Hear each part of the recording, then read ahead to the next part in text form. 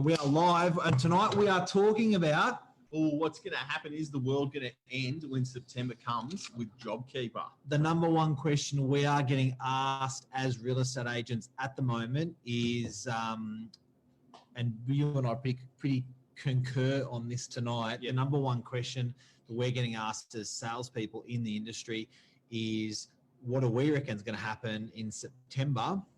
Yep. And should we wait until after September, which probably then starts to look like January, February if you're going to wait? Yeah. Over to you, Stephen BUBALO. Yeah, look, it's a big, like Mark said, something we're hearing literally every single day now from property buyers. They're saying, look, guys, I'm just going to wait. The media is telling me that the JobKeeper is going to end and the world's going to end. The real estate world's going to crash, and I'm going to cash in at that point. And, you know, Mark and I have both got our opinions on it. We're pretty much on the same wavelength, but, you know, we're always of the opinion that you should buy property when you're ready to buy a property. And we were talking about, you know, even from a government's perspective, you know, they're not really going to let us fall apart. Now, look, the reality is we're going to spruik property. Yeah. That's the reality. Okay. But there's also the reality of the truths that are out there that we were talking about. So one thing that we're having a chat about as a team, so we meet up on every Monday morning, we meet as a sales team, we talk about what's happening within the marketplace. One thing that we're all talking about in the marketplace at the moment is the government did a really good job at saving, helping, underpinning, supporting us through COVID, right? Yeah. So big help. Us as Australia, as the economy, as everybody. It's all Australians. Yeah. Yeah. Do you want to meet on? No, are you in there? No, you got to go over a bit. You're kind of on the edge. Minute and a half, man. I don't care if the restrictions are lifted today. Come on, get over there. So they did a great job, right, guys? So you got to, you know, let's have a look at the facts. The facts. The facts is the government came in and spent $330 billion to keep us going till September. Yep. So every single time there is a save or there is good news, it seems like there is more. It's like, that's great news, but, right? So first, you know, we don't know how bad this curve is going to be. Yep. You know, we haven't got it here yet, but okay, we've started, we're starting to flatten the curve, but. And then now, so now the big buts, the September. What's after September? And there's always a bloody but. Always. And there always has been. We had the GFC, but there was a but. But we did it. We got out. We came out of GFC 1. Yes. Great. Yep. It was hard work. Bit of suffer, bit of pain, came out of it. Yep. Property market still plodded on, did well. GFC 2. So the global financial crisis had a knock on the chin again. Yep. In the 90s, we had a recession, early 90s. So the reality is that albeit there is always some sort of boom, some sort of bust. There's always some sort of leveler, but we always come good. Yeah. And we were talking about it. I know it's too soon to jump to the point, but we were saying that, firstly, I mean, look at the great job the government's done. It's kept the country going. People are divided with their opinions. There always will be. But the truth of the fact is that the country's kept going. Look at retail's opening back up. I've got some people that I know very close to me that work in the retail sector. Yeah, tell us. And last week, they pretty much went back to full-time trade, and the equivalent of turnover in revenue that they were doing is basically equivalent to the week that they have to the lead up of Christmas. So the amount of stock that they were moving was equal to that, you know, lead up to Christmas Eve. So monster week in trade. And from what I hear, they're not the only one. So the public's coming back to play. And we're all feeling better about ourselves. And we were even talking about, you know, a lot of people are kind of coming out and we're spending money on a lot of different things, but we kind of feel good about spending money at the moment because we think, you know, we're helping the retailer, we're helping the person working in the store. So I think retail's back. People are quite positive, but also the government's almost got, I used the word blueprint earlier, that should there be an event in the future, this whole COVID thing, it would be foolish to think that we have not learnt anything from it as a country, as a nation. Yep. And there's going to be processes now that they can put into place in the future to protect us should there be another, economic hiccup. But we always come out fighting. We always do. We always come out fighting. There's a perfect example of 3 or 4 perfect examples where we've been faced with a challenge, and there's 3 or 4 perfect examples where we've come out fighting. Yeah, we are Australians. We are resilient. We are strong. Maybe because we're an island, we're tougher. We don't rely on other people as much. Maybe that's helped us with the virus just quietly a little bit as well. Yeah, but definitely, I do see that. Let me just bring up those comments, guys. I do see that there is that. Just test with Angelo. Just make sure, Ange, if you could give us a bit of feedback that you can hear us clearly and see us on the Novak channel. I'm a bit worried about it, but it looks like we're fine. Yep. So, okay, facts going into COVID-19, coming out of COVID-19, the curve is flat. Yeah, we can say that pretty comfortably. You can see by the number of cases they're bringing out. The media has been very good about portraying that information to us. Even after the first release of opening up cafes for small numbers, opening up things to the public, the curve is still flat. Right? So that's given me confidence that it's going to stay flat. Yeah. But it doesn't, guys and girls, it doesn't hold back the fact that come September is at Armageddon financially. So the $350 million of subsidies has come in so many different ways. $1 billion, has come in so many different ways. Our national debt currently is up at about $550 billion. People are saying this is crazy. What are we going to do in September? I've got some good news. Working off the fact, we're coming into the golden quarter. So coming in September, people are literally like bears. As real estate agent, and we're not giving financial advice, our observations of what we see as real estate agents, people are like bears. So what actually happens is through that winter period, what people actually start to do is through that winter period, they hibernate. So they're like a bear. They go into their cave. They nestle. They do that stuff. Beach suburb. Yep. Summer. Everyone's out. We want to enjoy ourselves. We want to look good. And traditionally, that's when we see activity. Yep. That's when our cycles really pump, our rental cycles through the roof, October, November. People are more positive. Yep. About themselves. We're coming into a summer. So now if you're in hospitalities have it dubbed as the golden quarter. That September, that October, November, December is the golden quarter for hospitality. So I think the government's timed it quite well, whether that's a fluke or whether that's for real. But I think they've timed it really well that they're coming into the golden period. Spending's going to be up. Soft. Yeah. I went shopping yesterday and bought a jacket. Nice. Was it like Mark Conway's jacket from last week? No, it wasn't as sporty as that. No, he had the hot pink jacket last week. If anyone missed it, watch it. It was a diesel jacket, it was a bomber jacket. Anyway, my thinking was when I was going through the store, this is me, and I swear there are other people out there, and I swear that most people out there would think like this. I felt a pent-up thing as in I'm supporting business, I'm supporting retailers. Yep. I haven't shopped for bloody ages. I deserve to buy something because I haven't, 8 weeks, 10 weeks, I haven't been out.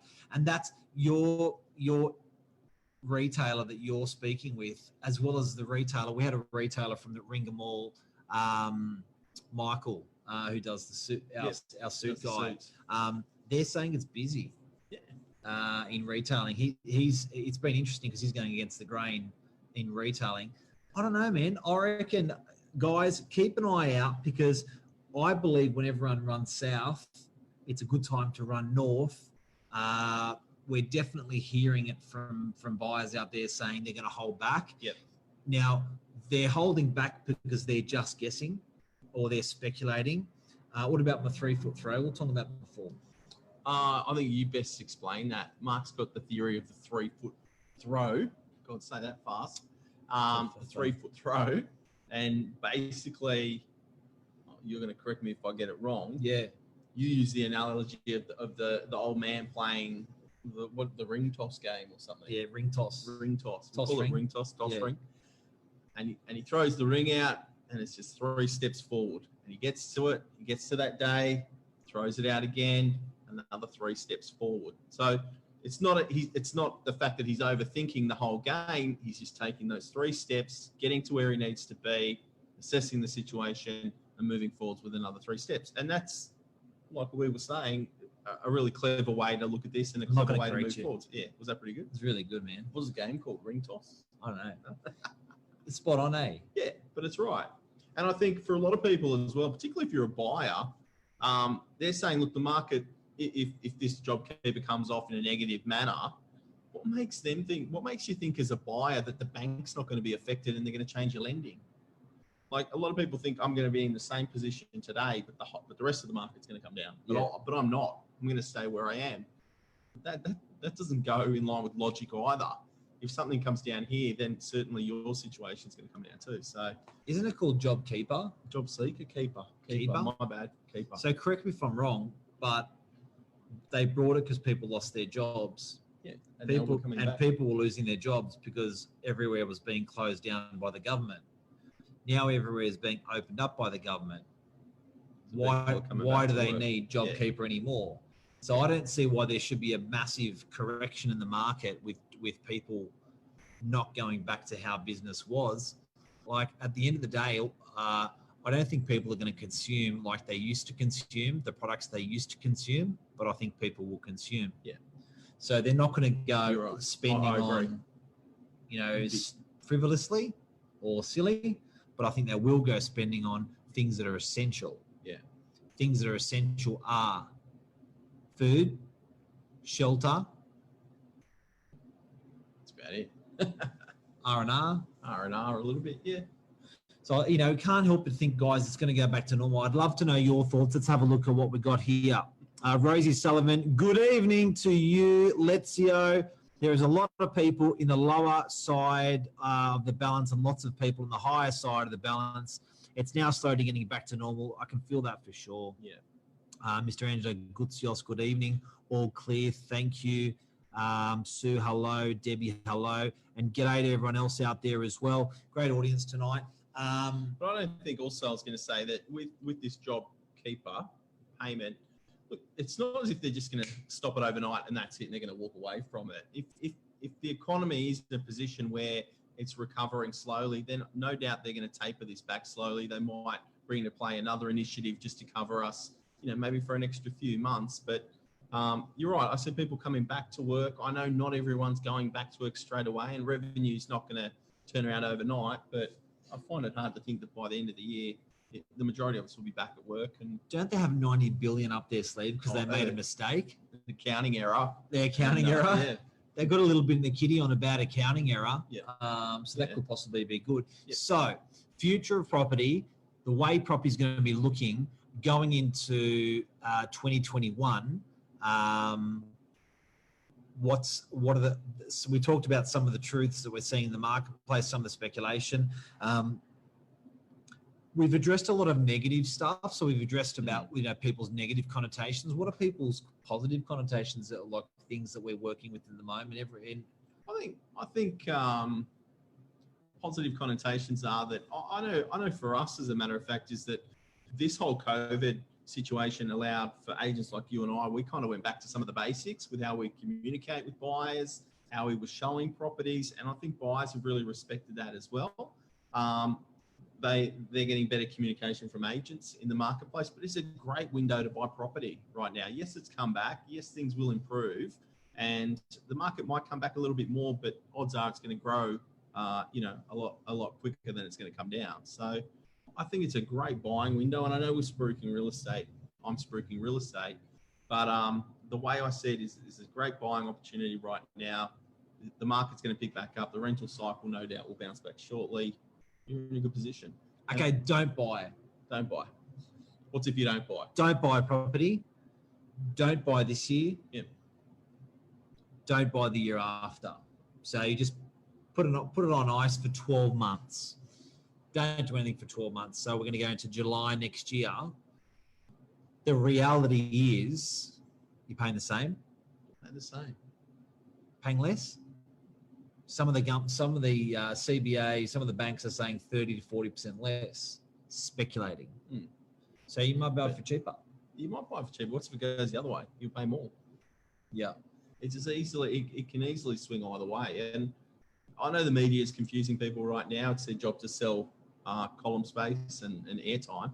But you're right. Look, you could buy for cheaper. You could, but if you're in there for 10, 15, 20 years, it doesn't matter until you sell the property anyway. Okay, so now we're on to something different. Essentially, look at the motivation of the property purchase. Absolutely. Is the motivation of the property purchase to go in for 1 year or 30 years? 1 year or 10 years? 1 year or 20 years? 1 year or 5 years? So at the end of the day, what's the outcome? Has property market ever dipped like that? Ever? No. So we've never actually seen a 30, 40% correction. So getting to September, not buying, the way it's been rallying the last couple of weeks, my opinion is by September, you're paying more. Freeze frame this one. I reckon by September, you're going to be paying more for a property. If there is a correction that comes in the happy time of the year, Christmas is around the corner, sun's out, everyone's on the beaches, everyone's enjoying the life that they once had again. Mm-hmm. Are they going to be retracting on their spending natures? I don't think so. No. And one thing, I'll ask you a question. In all your years of real estate, have you ever advised a client to buy a property for 1 year and sell it the year after? We don't do it. In a good and bad market, they generally lose money. Yeah. So it's even in a red hot market, you wouldn't say that's a great idea to go out and buy a property with the ambition to sell it in 12 months. Well, you got a 4% stamp duty and you got a 2% agent fee. You're straight away 6% behind, even in a good market, to absorb that. Even in a hot market, just to break even. Yeah. So I think real estate, definitely is. Look, I'm not making your decisions, but should be viewed as as medium to long term hold. And if we look at the data going back, it's always been quite positive. And that's right. If you look at, guys and girls, if you're looking at property market Sydney, property market Northern Beaches in particular, where we operate, if you're looking at that market, I find it pretty hard to find a correction greater than 10%. I'm going back 50 years. So COVID wasn't as bad as we thought. COVID wasn't as bad as we thought health and medical wise, but the spook is it may be really bad economy wise, but it's up to you guys. It's up to the people out there. It's up to us, the Australians, to decide how deep this economy thing is going to cut, or how, because I think there's that saying, if you think it, it'll grow. I've been saying that all day, haven't I? Yeah, a couple times. So I think are Australians, what Australians going to think, if people are in particular thinking, yes, there's going to be a big correction, often that can happen against the odds. Do you know what I mean? We've seen it. We've seen markets turn around quickly before. Well, this was incredible. This year we've lost 5% off the property market at least. Yeah. Which happened there was 2 million people that lost their jobs within a week. So it was just this callous craziness. Yeah. And generally, like when I think about it and chime in market, normally when we have a correction in the marketplace, it's normally, from what I've seen, due to lending. It's some kind of lending restriction or some change in the marketplace. GFC, was maybe a bit different, but different. Yeah, you know what's interesting? It's interesting when you don't know why it's happening. And I found that the GFC, we're looking to America, we're looking to other countries, and we're having a good look around thinking, why is this happening, this cycle, this to us and everything? It's very interesting. You know what I like about Australians, and I used the word as puppets before, which probably wasn't a right word when I was talking to Steve, but we've been really good at listening to our government. Now, whether that's a good or a bad thing, like we can see what's happening in America at the moment, very sensitive, very tumultuous. We don't seem to be of that. We don't seem to have those clear and present dangers of civil unrest. That's a gift. Yeah, absolutely. We don't seem to have the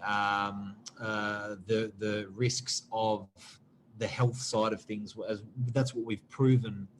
We've proven to be able to listen if our government says we do. That's big. And I think the government guys, don't forget, has still got a little bit of interest up their sleeves. They haven't played all their cards with interest rates. Yeah, that's right. Still a little bit of room there. What are we saying? Like, there's still 2% variable there that they can play with if they need to play with. But you're right. Like, with the government, I'm Serbian, so normally I'm anti-government, but they've done a good job. You can't knock them for anything. And they told us social distance. They made the right things, and a lot of people weren't happy about it. But we're in a good position now. And if anything, they've learned, okay, these strategies have worked or have not worked. And come September, if we're in a similar position, they'll be implementing those strategies, I feel, again, to protect us as Australians. And they've done well. Best thing out of COVID. Best thing out of COVID. We said we couldn't have had this conversation 4 weeks ago or 6 weeks ago. No. It was, but I just saw it in the Peninsula Living magazine, a local rag that we've got. Best thing out of COVID. What did they say? There was mixed things. The mayor made a comment saying his kids, one loved studying, one didn't love studying. It's from home, togetherness, all that stuff. Everyone was different. What do you reckon? At well, home, for you guys, what was the best thing for you through COVID? Through COVID was obviously the kids were at home a little bit more, so they spend a bit more time with them. But you know what? I think also you appreciate some of the other things as well in life. Like, I'm blessed with good family. I know you are too, Mark. And you worry about the older people in your life. You probably speak to them a bit more than you did beforehand, or you have that sense of caring a little bit more. So from a personal perspective, it was having family around more, which was great. And I think everybody, like as Australians, kind of found a common cause to come together.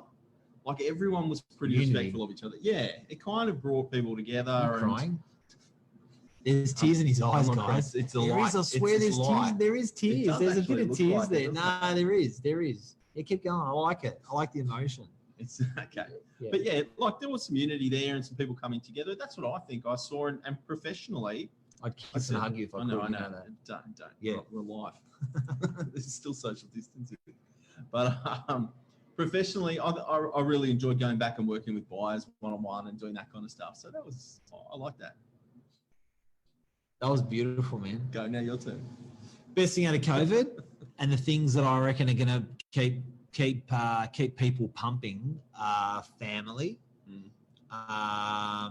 hanging out with the fam, having family close, real family, real close,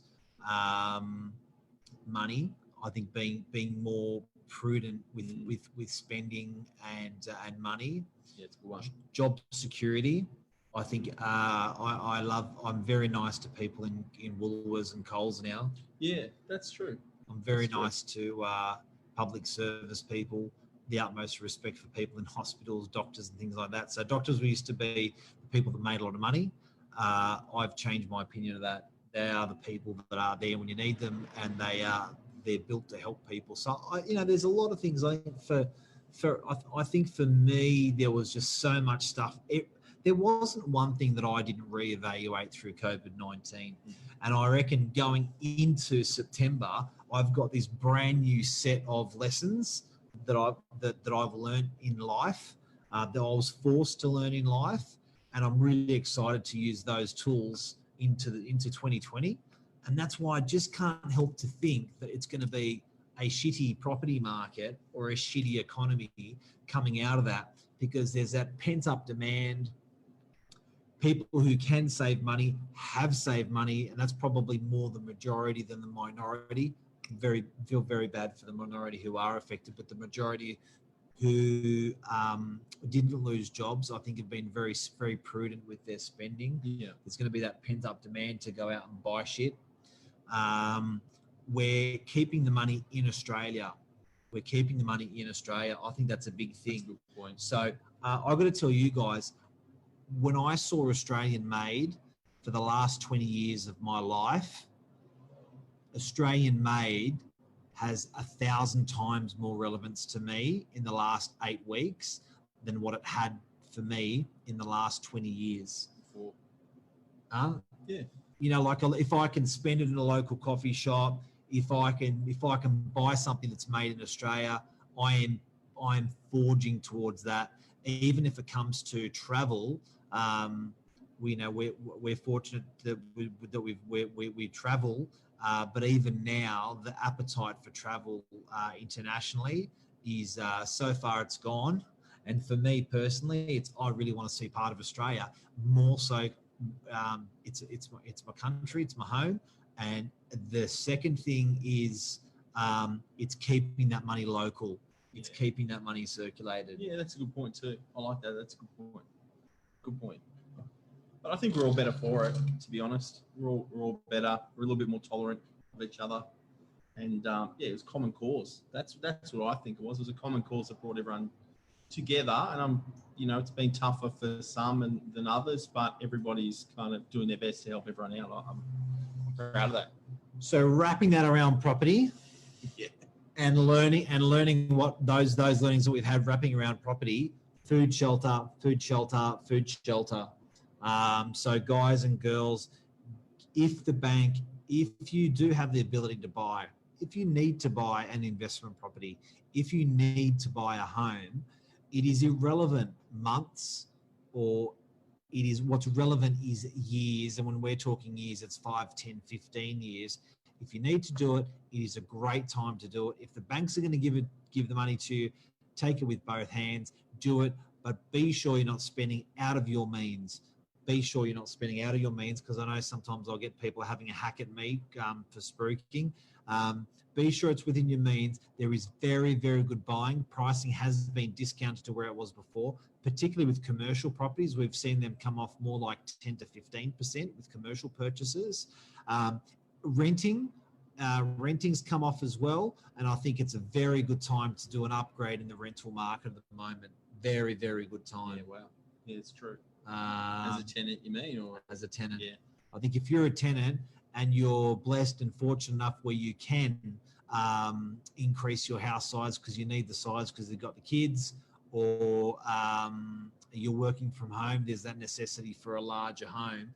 It is an absolutely astonishing. I've never seen a better value offering in the rental marketplace than what I've seen in the last 2 months. And I've been an agent for over 20, 25 years. So that's very, very compelling. So if you can consume real estate product, if you can consume real estate, albeit rentals or sales, commercial or residential, the value is definitely there, but the key seems to be lending. Yeah, that's a good point. Good advice. Interesting stuff. Hey guys, any questions out there, guys? Anything made in Serbia? Yes. You have there's Serbian Kmart. It's Serbian Kmart. It's like a butter. Go to the deli in DY. There's a deli on Redmond Road. Euromart, I think. Euromart, very good Serbian food. Yep. Martin Wong, how are you, legend? Michael, we spoke about you earlier. Pierce Van Hamburg, g'day, buddy. Been watching your stuff. Good stuff out there. Hugh, g'day to you. They realise they don't support, they will disappear. Hugh's a guy that got unbelievable value in the marketplace at the moment, and congrats to you. Chris Andrews, g'day. Australia, we need to embrace it and each other from social distancing, of course. It's true, guys. So, guys, have a wonderful night. Thank you very, very much for your support. Let's forge forward into September. And work through it, and then look back and go, where the hell did that go? Just like we looked back on March and April, 2 very stressful months for a lot of people, but Australians stuck together, the government hunkered down, Aussies hunkered down, we pushed through it and did what we do. That's what's going to happen in September again. I can guarantee you everyone's going to get honest, hunker down. If it's hard times, they'll get through it. If it's good times, they'll get through it. It's a positive time of the year being summer. I really got to stress that. For people in the hospitality, it's the golden quarter. It's that October, November, December in hospitality is the golden quarter. People are going to explode into restaurants and consume great food in restaurants because they haven't had it almost for the entire year of 2020. Yep. That's great. Have a great night, guys. Anything else, Steve, before we sign off? Thank you. Everyone have a good night. Love you. Watching. Love you, everyone. See you later. Take care. See you soon. Bye.